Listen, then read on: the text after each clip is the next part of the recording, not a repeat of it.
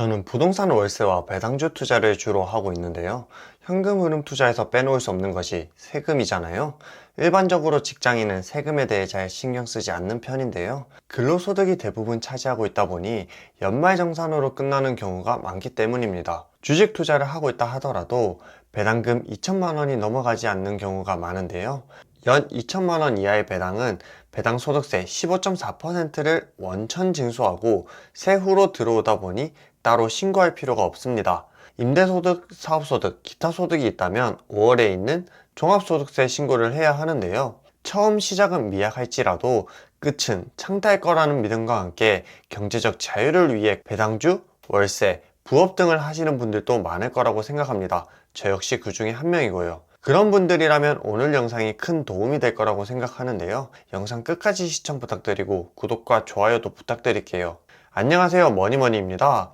배당에서 세금이라고 하면 생각해야 될 것이 금융소득 종합과세와 건강보험료입니다. 이미 알고 계신 분도 있겠지만 고소득자가 연 2천만 원을 넘어가게 되면 정말 치를 떨게 만드는 세금인데요. 그럼 어떤 경우에 유의해야 되고 피하기 위해서는 어떻게 해야 되는지 알아볼게요. 먼저 금융소득 종합과세인데요. 소득을 종합하여 과세한다고 해서 금융소득 종합과세라고 불리고 있습니다. 소득이 많아질수록 많이 내는 세금이라고 생각하시면 되는데요. 여기에 해당하는 소득은 이자소득, 배당소득, 사업소득, 근로소득, 연금소득, 기타소득 이렇게 총 6가지가 있습니다. 여러 가지 소득이 있는 분도 있겠지만 배당 소득에 집중적으로 이야기를 해볼게요. 미국 주식과 한국 주식에 내는 세금이 다르게 적용되는데요.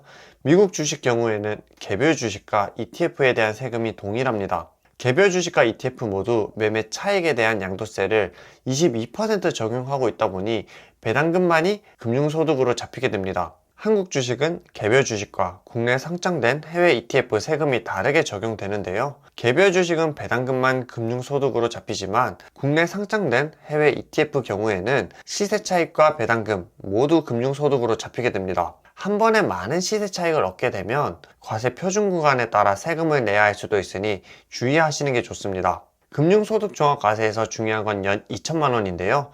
2천만 원 이하는 15.4% 분리과세에 해당하고 2천만 원 초과하게 되면 초과한 금액에 대해서만 세율을 적용하고 있어요. 그런데 여기에서 다른 소득이 있는 경우와 없는 경우를 나눠서 봐야 하는데요.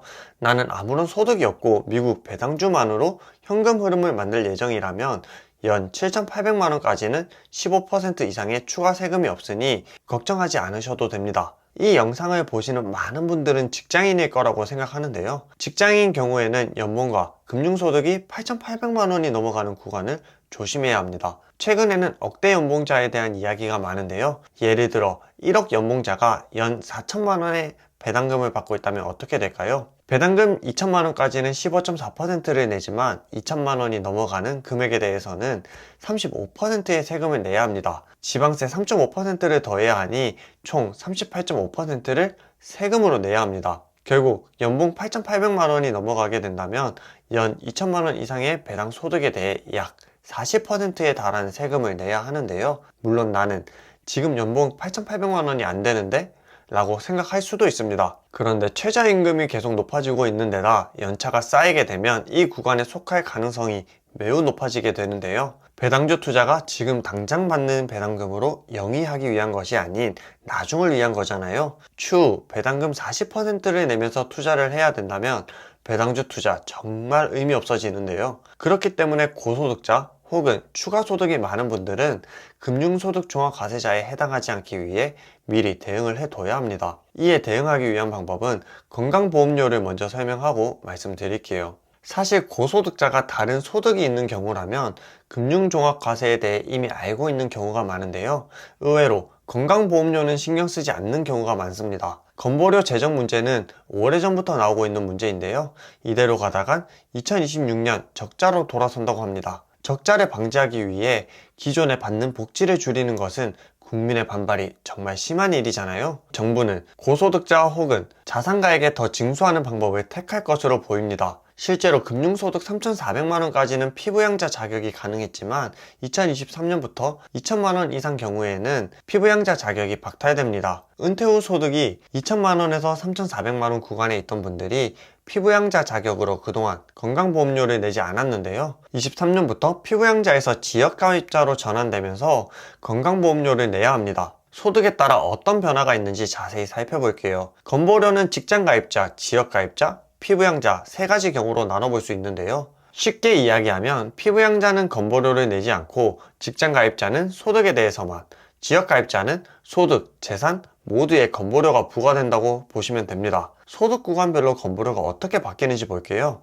연 배당금 1,000만 원 이하의 경우인데요. 15.4% 배당 소득세만 낸다고 생각하시면 됩니다. 2025년부터는 연 336만 원 이상 배당을 받을 경우 건보료 납부를 추진하고 있는 것으로 보입니다. 연 배당금 1,000만 원을 초과하게 되면 어떻게 될까요? 피부양자와 직장가입자 나눠서 생각해 볼게요. 먼저 피부양자 입장부터 살펴보면 연 배당금 1,000만 원을 초과하게 되면 피부양자에서 탈락할 가능성이 높아지는데요. 과세표준 5.4억 원 초과하고 연 배당금이 1,000만 원을 넘어가게 되면 지역가입자로 전환됩니다. 과세표준 5.4억 원은 공시지가를 의미하는데요. 대부분 아파트 시세의 50% 수준이라고 보시면 됩니다. 현재 서울 아파트 분양가 평균 가격이 12억 원인데요.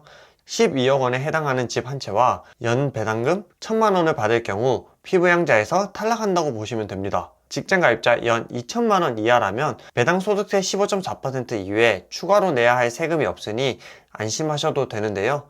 연 2천만 원이 넘어가게 되면 어떻게 될까요? 재산과 상관없이 연 2천만 원이 넘어가게 되면 피부양자에서 탈락하게 됩니다. 부부 모두가 피부양자에서 탈락한다는 점을 알아두셔야 하는데요. 부부 중 한 명이 연 배당금 2천만 원이 넘었을 뿐인데 모두 탈락한다는 건 불합리해 보이지만 지역가입자로 전환되게 되면 재산에도 건보료가 부과되니 조심하셔야 될 것 같습니다. 다음은 직장가입자를 살펴볼게요. 직장가입자 역시 연 2천만 원 배당금을 받게 되면 건보료를 추가로 더 내야 하는데요. 직장가입자는 건보료를 개인과 직장 50%씩 반반 부담하고 있는데 지역가입자는 재산과 소득에 대해 모두 세금을 내야 되다 보니 재산이 많을수록 지역가입자로 전환되는 것은 주의해야 될 것 같습니다. 저는 배당금과 임대소득으로 월 1,000만 원 이상 달성하겠다는 원대한 목표를 가지고 있는데요. 그럼 어쩔 수 없이 직장가입자가 아닌 지역가입자가 되어야 하고 건보료도 추가로 내어야 될까요? 결론을 먼저 말씀드리면 지역가입자가 될 생각도 건강보험료를 추가로 납부할 생각도 없는데요. 그 이유 첫 번째는 ISA 계좌를 활용할 계획입니다. 연간 2천만 원씩 총 1억을 납입할 수 있는 계좌인데요. 해당 계좌는 자산 형성 지원을 위한 목적이라는 점을 고려하여 현재 건보료를 부과하고 있진 않습니다. 해당 계좌가 곧 연간 4천만 원씩 총 2억 원을 납부할 수 있도록 한도 증액 추진 중에 있는데요. 부부가 각자 명의를 활용한다면 총 4억이니 적지 않은 금액을 운영할 수 있을 것으로 보입니다. 다음은 연금저축계좌인데요.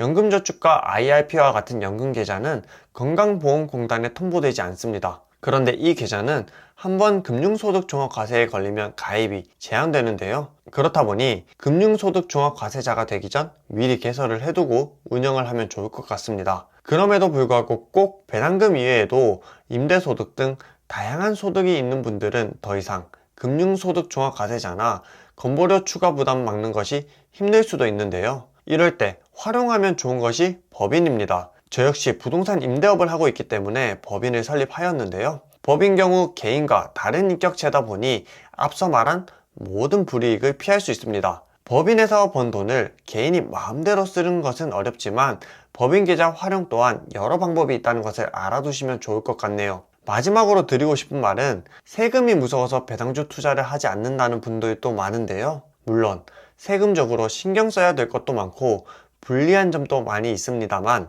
세금이 내기 싫어서 내 연봉을 높이지 않겠다는 말과 동일한데요. 세금이 무서워서 배당주 투자를 하지 않기보다 돈을 꾸준히 벌 수 있는 방법과 절세할 수 있는 방법을 찾는 것이 더 좋지 않을까요? 오늘 영상 여기까지였고요.